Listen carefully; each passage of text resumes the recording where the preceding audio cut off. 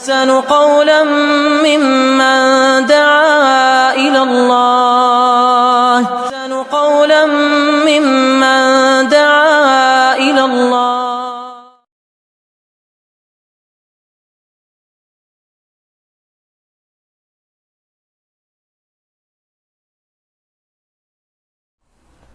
الحمد لله رب العالمين والصلاة والسلام على أشرف الأنبياء والمرسلين سيدنا محمد وعلى آله وصحبه أجمعين.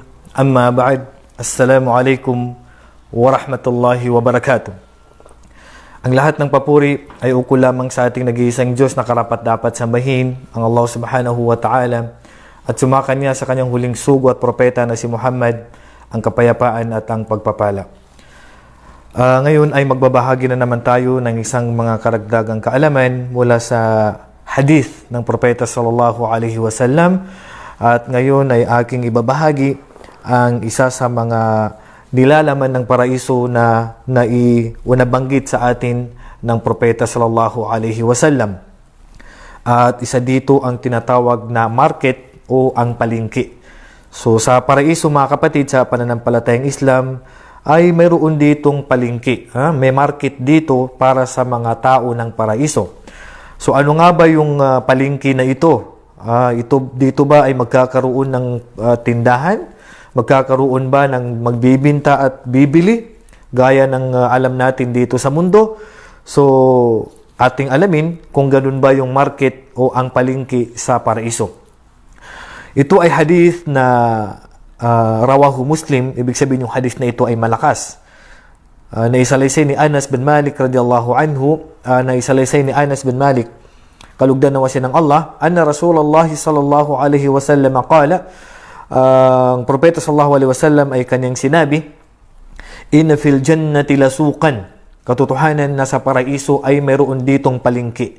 May market dito sa paraiso. Ya'tunaha kulla jum'ah, at pumupunta dito at natitipon dito o naiipon dito ang mga tao ng paraiso sa tuwing araw ng Biyernes. Sa tuwing Biyernes ay naiipon ng mga tao dito sa paraisong sa market na ito. Fatahabbu rihu ash-shimal fatahthu fi wujuhihim wa thiyabihim.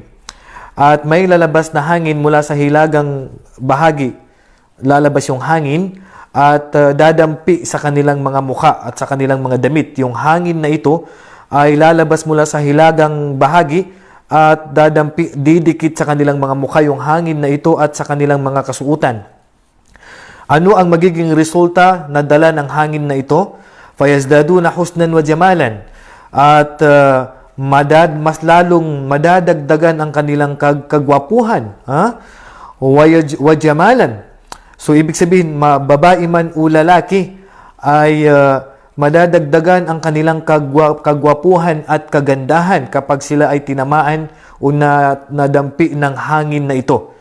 Fayarji'una ila ahlihim qad izdadu husnan wa jamala, at babalik sila sa kanilang pamilya na mas gwapo at maganda pa sila sa nakita nila nung bago sila umalis. Subhanallah. Ito ang laman ng marketa, ang laman ng palengke. Pupunta ka lang doon para mas lalo kang gumanda at gumwapo. Fayaqul lahum ahluhum, at sasabihin sa kanila ng kanilang mga asawa, wallahi laqad izdadtum ba'dana husnan wa jamala. At sasabihin ng mga babae, mga kababaihan sa kanilang mga asawa, sumpa man sa Allah, tunay na kayo ngayon, pagkatapos ng pag-alis ninyo at bumalik kayo ngayon, na mas lalo pa kayong gumwapo. Sabi ng mga kababaihan, yung mga asawa ng mga taga-paraiso. Fayaqulun, at sasagot din ang mga kalalakihan sa kanilang mga asawa na pumuri sa kanila na sila daw ay mas lalo pang gumwapo. So sasabihin naman sa kanila ng kanilang mga asawang kalalakihan, wa antumullahi laqad izdadtum husnan wa jamala. At ganun din kayo, sumpaman sa Allah, sasabihin din ng mga kalalakihan, tunay na kayo ay mas lalo pang gumanda. So subhanallah, ang laman ng paraiso, ang laman ng palengke na ito, mga kapatid, sa pananampalatayang Islam ay hindi upang magbinta at bumili ng anumang paninda, kundi naglalaman ang market o palengke na ito para mas lalo pa tayong gumwapo at mas lalo pa tayong gumanda, yung mga kababaihan. Yun lang pang pupuntahan doon. At maliban pa dito, sa araw ng Jum'ah, sa araw ng Friday, kung saan dyan naiipon ang mga tao sa paraiso, sa market na yan, ay magpapakita ang Allah tuwing araw ng Biyernes. Sa araw ng Biyernes na yan, kung saan natitipon ang mga tao sa market na yan, bukod sa sila ay mas lalo pang gumaganda at gumugwapo, sabi ni Sheikhul Islam Ibn Taymiyyah, ito ay isa sa dahilan ng kanilang pagdadagdag ng kanilang kagwapuhan at ng kanilang kagandahan dahil sa nagpapakita ang Allah sa kanila sa araw ng Biyernes sa market. Sa market. Pupunta tayo sa palengke na yun upang magkita-kita tayo at madagdagan ang ating kagwapuhan at kagandahan at magpapakita sa atin ng Allah subhanahu wa ta'ala. Ayon sa hadith na naisalaysay ni Sa'id bin al-Musayyab, si Sa'id bin al-Musayyab, isang tabi'in, nakita niya si Abu Hurairah, nagkita sila ni Abu Hurairah radiyallahu anhu. Ang hadith na ito ay marawahu Tirmidhi wa Ibn Majah. So nagkita sila ni Abu Hurairah, kalugdan nawa sila ng Allah subhanahu wa ta'ala. Kanyang sinabi kay Abu Hurairah, sabi niya kay Abu Hurairah, faqala Abu Hurairah radiyallahu anhu, sinabi ni Abu Hurairah, kalugdan nawa siya ng Allah, as'allaha an yajma'a bayni wa baynaka fi suqil jannah. Sabi ni Abu Hurairah kay Sa'id al-Musayyab, hinihiling ko sa Allah, naway pagsamahin niya tayo sa palengke sa paraiso. So sabi ni Abu Hurairah kay Ibn al-Musayyab, naway pagsamahin tayo, magkita-kita tayo, sabi niya, sa palengke sa paraiso. So faqala Sa'id, afiha suqun? Sabi ni Sa'id, mayroon bang palengke sa paraiso? Qala, na'am. Sabi ni Abu Hurairah, oo, may palengke sa paraiso. Akhbarani Rasulullah sallallahu alaihi wasallam, binalitaan ako ng propeta sallallahu alaihi wasallam. Sabi ni Abu Hurairah kay Sa'id bin al-Musayyab, binalitaan ako ng propeta sallallahu alaihi wasallam, inna ahlal jannati idha dakhaluha bifadli a'malihim, kapag ang mga tao ng paraiso ay papasok sila sa palengke na ito, ay naaayon ang kanilang upuan depende sa kanilang mga mabuting ginawa sa mundo. Bifadli a'malihim fayu'dhan lahum fi miqdari yawmil jum'ah, at papasok sila doon sa araw ng Friday min ayyamid dunya, kagaya ng araw na pagbibilang natin sa mundo. Ibig sabihin, yung pagbibilang doon sa paraiso ay kagaya ng pagbibilang dito sa mundo na isang linggo. Pagka dumating yung araw ng Biyernes, pupunta tayo sa market. Allahumma amin. Naway pagsama-samahin tayo ng Allah subhanahu wa ta'ala sa paraiso at papasukin na tayo doon na wala nang dadaanan na anumang katanungan sa kabilang buhay. At kapag araw ng Biyernes, magtitipon-tipon tayo at pupunta tayo sa market, sa palengke na yan. At ang tagal ng every Friday ay kagaya ng araw na pagbibilang sa mundo. Ano ang mangyayari doon? Maliban sa binanggit natin kanina na magiging gwapo ang bawat isa, magiging maganda, mas lalo pang gumaganda yung mga kababaihan at ang mga kalalakihan. Dito, fayazuruna Allah tabaraka wa ta'ala. Ang gagawin natin dito, kaya tayo pumupunta sa market na ito, ay hindi upang bumili at hindi upang tayo ay magbenta ng ating paninda, kundi bibisitahin natin ang Allah. Bibisitahin natin ang Allah subhanahu wa ta'ala. Fayubrizu lahum arshahu, at ipapakita sa atin ng Allah subhanahu wa ta'ala ang kanyang trono sa araw ng Friday na yan sa market. Wa yatabadda lahum min rawdatin min riyadil jannah, at ipapakita ito sa atin mula sa hardin ng paraiso.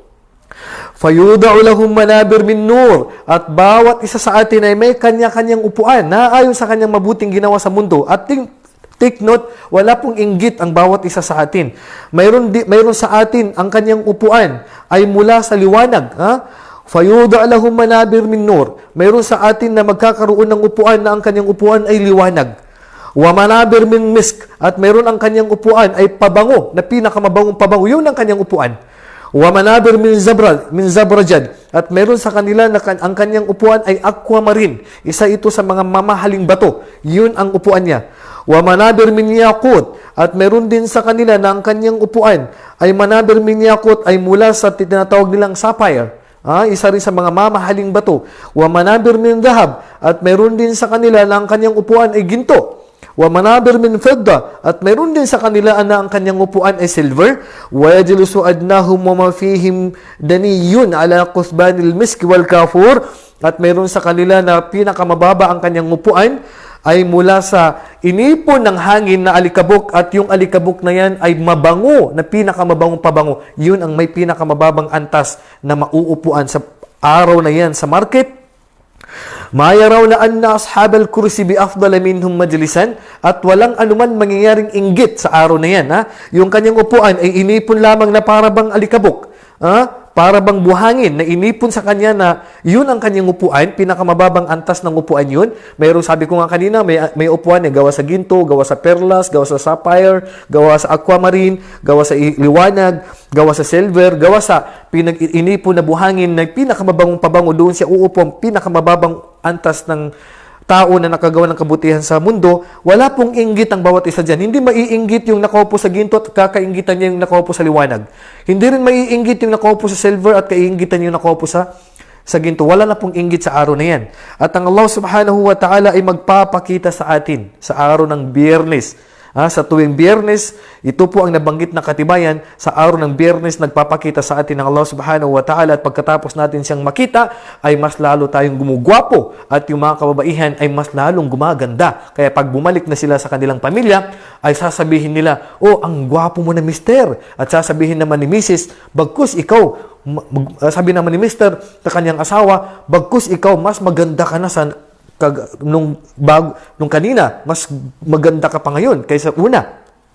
So ito po ang mayroon sa market na ito, mga kapatid, na nabanggit sa hadith, ay hindi po bintahan ng paninda, kundi magpapakita sa atin ng Allah subhanahu wa ta'ala sa market na yan, at may kanya-kanyang magagandang upuan tayo na mula sa ginto, silver, perlas, o anumang gawa sa mga mamahaling bato na ayon sa mga mabubuting ginawa natin sa mundo, at wala pong inggit na mangyayari sa araw na yan pagkatapos ay magpapakita sa atin ang Allah subhanahu wa ta'ala na lumikha sa atin sa araw ng Biyernes na yan.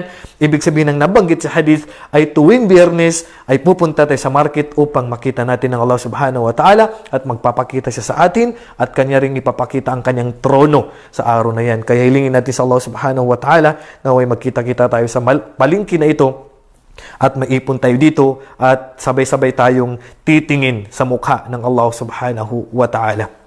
Wallahu a'lam, wa sallallahu ala nabiyina Muhammad wa ala alihi wa sahbihi ajma'in. Assalamu alaikum wa rahmatullahi wa barakatuh.